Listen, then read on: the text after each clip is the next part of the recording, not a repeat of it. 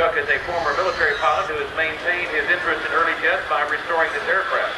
The paint scheme copies that used in the Rhodesian Air Force, which was one of the few places where the two-seat version was used in combat. Going to take off, and the lead is behind it, the Vampire.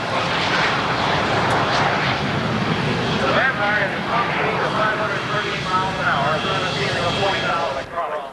The aircraft is painted in an early Swiss demonstration scheme and is the only Mark I Venom currently flying in the United States. There's the T-33. Here, ladies and gentlemen, is Chuck Parnell. There's the Vampire. And wrapping it back around, having owned this T-33 for 8 years. He's better known, as it says here, as Captain Midnight.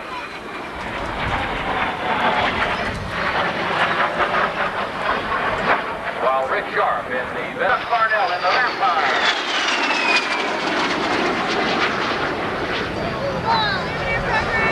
All right, down on the deck again from the right to the left. You've got the T-33 shooting star up there, and here comes the Vampire, Chuck Parnell. The Vampire. I'm sorry, the Venom. Hard to see the color. 15 members of the India-China wing.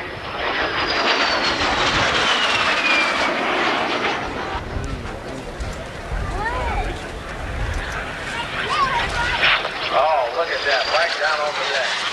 And there's the Venom down on the deck. Colonel Rick Sharp at the control. Okay. And he's leading off his airspeed also by holding the nose up as long as possible and then very gently sets it down.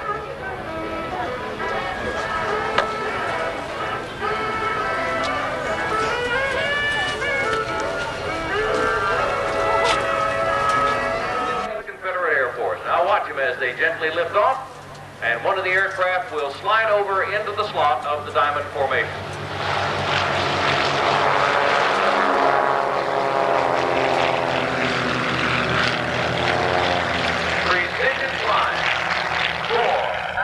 As they pass over show center, they'll change to an echelon formation. They're beginning their change right now. From a diamond to a right echelon.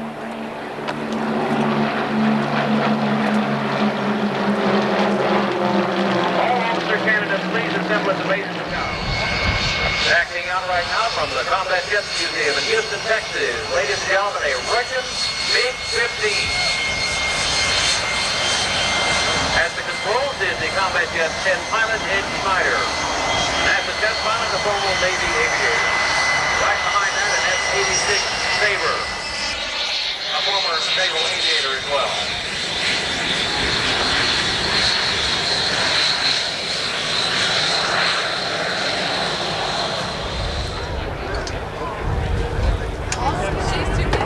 Oh, and look in front of you, ladies and gentlemen.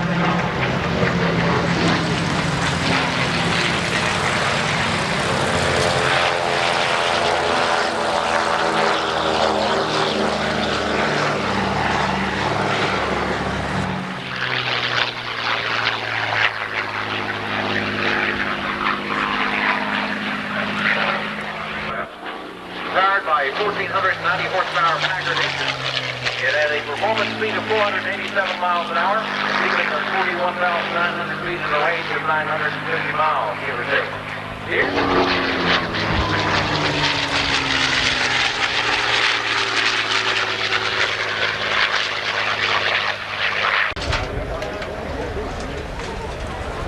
Oh, look at him, a nice swing wave. Ladies and gentlemen, Pete McManus in the North American P-51 Mustang.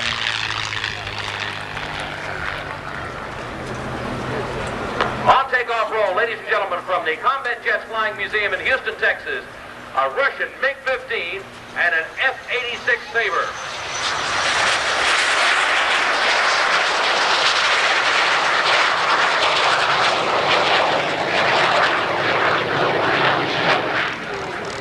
The F-86 Sabre, ladies and gentlemen, is a single-seat fighter.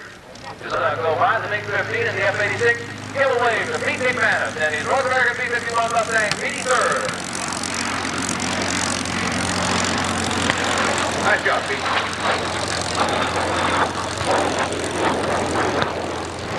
Pete McManus in his beautifully restored North American P-51 Mustang. You'll see a few of them up in the air later on today in our air power demonstration. It's been done in the skies over Korea. The MiG-15 in front and the F-86 behind.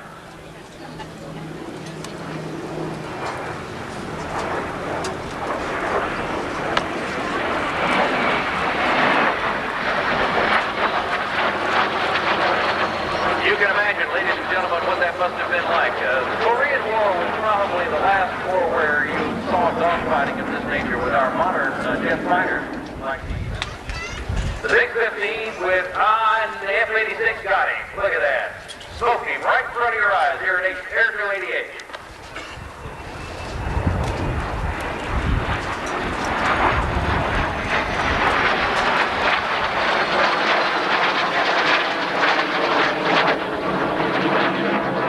Had a 10-to-1 kill ratio. For naval aviator, 180 missions over the Southeast Asia area, and he's now Southwest Airlines pilot based out of Houston, Texas. There they are. MiG-15 and F-86 Sabre.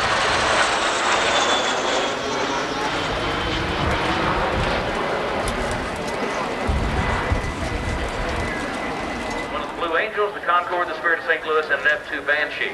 Then, if you pre-order an Airshow 88 tape and pay for it, they will give you your choice of any tape in their stock at 5 booth whenever you have a chance. On recovery, ladies and gentlemen, the MiG-15 and the F-86 Sabre from the Combat Jets Flying Museum in Houston, Texas. The brainchild of Jim Robinson. Ford and I are going to retire. This will be our last show. 1988 Airshow will be the last show that Tennessee Ernie Ford.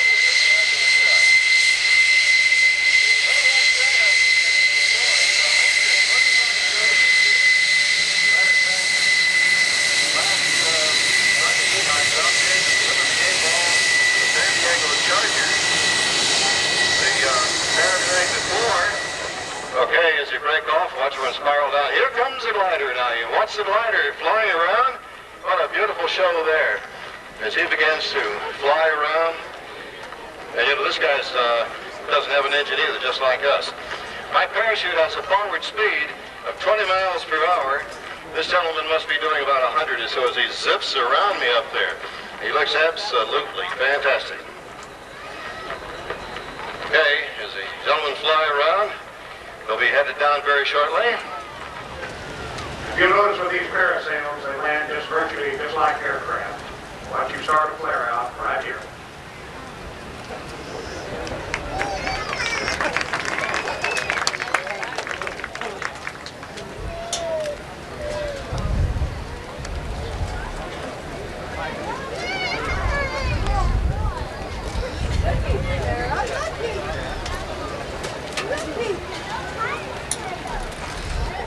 Would you please remain standing for our invocation? Colonel Tennessee Ernie Ford will deliver our invocation.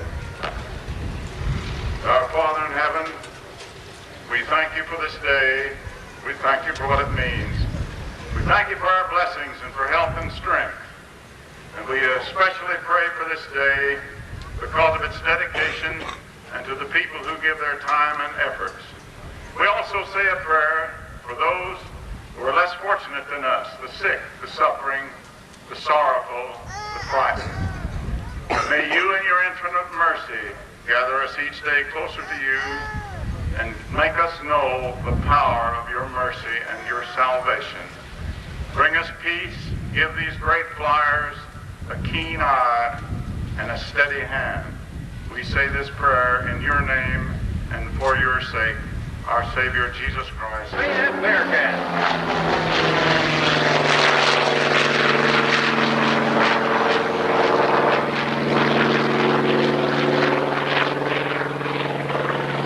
Who puts the F-8F through its paces.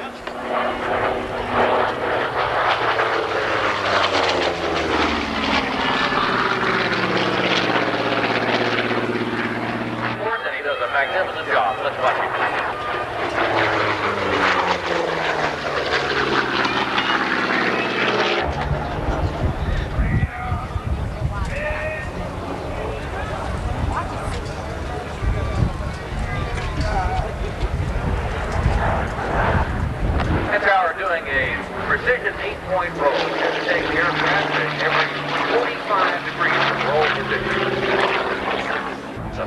side. Howard Pardue from Breckenridge, a giant barrel roll.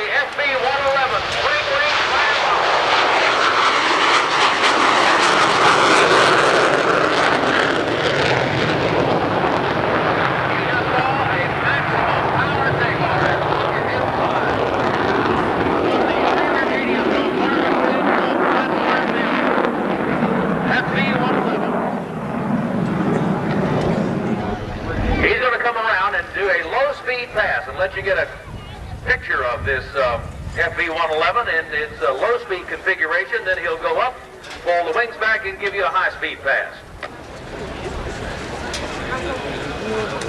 Oh, get your cameras ready. Look at that. Modern military aircraft. The FB-111, he's got everything hanging out. Got the gear out, got the wings forward, got the flaps down, low and slow. Waving his wings at you. That's FB-111. Fighter bomb.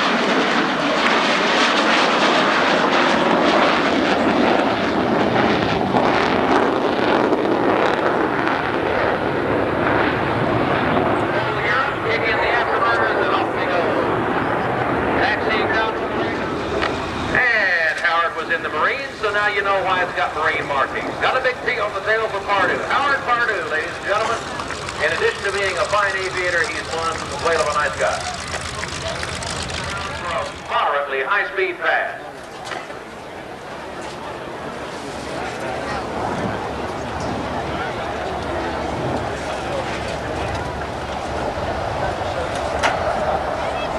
Oh, look at him. The FB-111, ladies and gentlemen.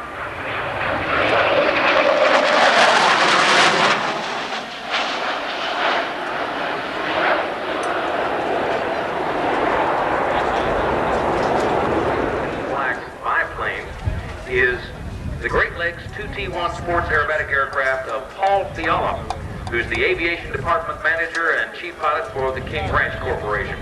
He's an airline transport pilot licensee.